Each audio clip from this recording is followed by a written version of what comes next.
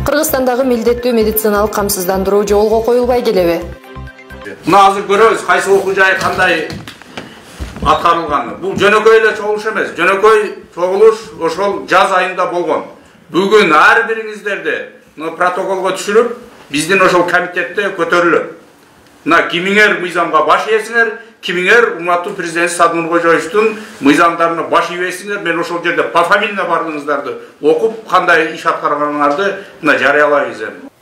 Кыргызстандагы милдеттүү медициналык камсыздандыруу жолго коюлбай келет. Алардын арасында чет өлкөдөн келип окуп жаткан студенттер, жеке ишкерлер бар. Мындай маалымат Ош шаарында өткөн тегерек столдо айтылды.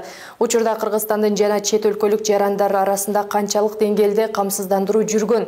Кененирээк Чынарбек Алипбековдун материалында. Башка мамлекетте иштеген мыйзамдар бизде иштесе болбойбу? Жок, иштеш керек. Иштедесиңиз. Ошол жыйында Бул жерде эл өкүлү Оштогу окуу жайларынын ректорлоруна кайрылып, чет өлкөлүк студенттердин милдеттүү медициналык камсыздандыруусу алдыга жылбай жаткандыгын баса белгиледи. Жыйында Ошмун ректоруна кайрылып, сиз чет өлкөгө көп чыгасыз, билет менен кошо медициналык камсыздандырууну аласыз. Ал эми ошол мыйзам бизде иштесе болбойбу деп кошумчалады. Өзбекстандык кетти азыр бизде. Мына азыр көрөбүз кайсы окуу жай кандай аткарылганын. Бул жөнөкөй эле чогулуш эмес. Жөнөкөй чогулуш ошол жаз айында болгон. Бүгүн ар бириңиздерди протоколго түшүрүп, биздин ошол комитетте көтөрүлөт. Мына кимиңер мыйзамга баш ийесиңер, кимиңер урматтуу президент Садыр Нуркожоевичтин мыйзамдарына баш ийбейсиңер. Мен ошол жерде пофамильно бардыгыңыздарды окуп, кандай иш аткарганыңарды мына жарыялайбыз эми. Ош шаарында өткөн жыйын адегенде эле чет өлкөлүк студенттердин медициналык полисин албай жаткандыгы менен башталды.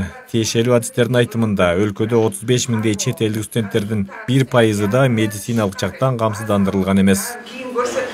Бүгүнкү күндө эл эки жогорку жана орто окуу жайларында бизге берген маалымат боюнча 35 миңге жакын чет өлкөлүк студенттер билим алышат.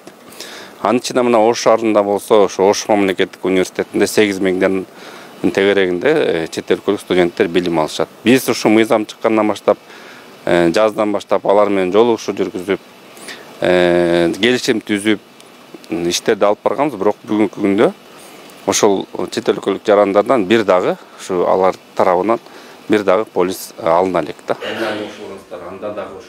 Милдеттүү медициналык камсыздандыруу фондунун төрагасынын айтканына айрым ректорлор кошулбайт. Ош шаарындагы окуп жаткан чет элдик студенттердин көпчүлүгү Ош мамлекеттик университетинде болуп, аталган окуу жай жетекчилиги учурда медициналык полисин алган студенттер бар экендигин белгиледи. Негизинен алыскы чет өлкөлүк студенттер 500-гө жакын студент уже бүгүнкү чейин төлөдү. Бизде 3000-ден ашык студенттер бар. Акырындап ошолорду биз төлөп, ошого жараша өзүбүздүн да сунуштарыбызды бердик. Буюрса жакында ишке ашырат. Эгер төлөбөгөндөр болсо ошого чара көрөбүз да. Эми ал мыйзам чегинде биз аларга чара көргөнгө эмебиз жок. Бир гана жол ошо түшүндүрүү жол менен. Албай көрсөңөр эми алыш керек, мыйзам чегинде алыш керек деп атат. Эгерде биз өз мезгилинде албаса, ошого жараша мыйзам кандай талап кылса, ошого аракет жасайбыз да. Ошмунун медициналык факультетинде билим алып жаткан студенттерге сурамжылоо жүргүзгөнүбүздө медициналык полис тууралуу укпагандар да болду. Ал эми Индиядан келип 5-курста окуп жаткан Анкит Кумар жылда медициналык кароодон өтүп турушаарын билдирди. Жыл сайын биз клиникада текшерүүдөн өтөбүз. Башка студенттер да медициналык кароодон өтүп турат. Атайын китепчелерибиз бар. Алыш керек деп ойлойм. Полис алыш керек деп ойлойм. Өзүбүздүн ден соолугубуз үчүн, башка адамдардын да ден соолугу үчүн сөзсүз камсыздандыруудан өтүшүбүз керек деп ойлойм. Сонда соолугу менен иштейбиз. Биринчи орунда өзүбүз салам болушубуз керек. Шуning үчүн алышыбыз керек деп ойлойм. Страховка жок. айтпадыбы? Жок, айтпайт. Биз кинеген, виза алыш келди да. Виза. Страховка боюнча сөз болгон. Жок, страховка жок. Бизге медициналык полис тууралуу эч нерсе айткан жок. Мен азыр катуу белгилеп айтпадым ректорлорго да. Бүгүнкү күнгө чейин жанакы списокту бериле экен. Бериңиздер дедим. Азыр булар себебин айтып атат. Бизде эми студент баягы жылып турат, азайып. Эми ал анчалык деле мындай маани эмес да. Себеби азыр 100 студент окуп атса, 6 айлык сессиядан кийин 10 кетти, 90 калды деп койсо эчтеке эмес. Жетекчи болгондон кийин мыйзамдын аткарыш керек. Мыйзам бир эле бир бейбечарага же бир жөнөкөй инсанга же бир кембагал адамга иштебеш керек. Мыйзам Кыргызстандын жаранында бай болосунбу, кедей болосунбу, мансапта отурасыңбы, же ишиң жокпу, баарына бирдей иштеш керек. Ал эми кыргыз жарандары камсыздалып жатабы деген суроо туулуп жатат. Статистикага келсек, үстүбүздөгү жыл ичинде 70 миңдей жаран медициналык полисин алган. Андан сырткары мамлекет тарабынан камсыздалгандар бар. Биринчи камсыздандырылган кимдер айтты? Бул камсыздандырылган эң биринчи мына сиз менен биз иштеп атабыз.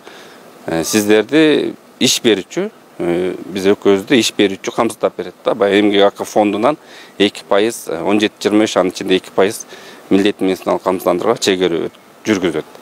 Анан 6 категория бар. Бул биздин ата-энелерибиз, пенсионерлер, аларга анан балдар кирет.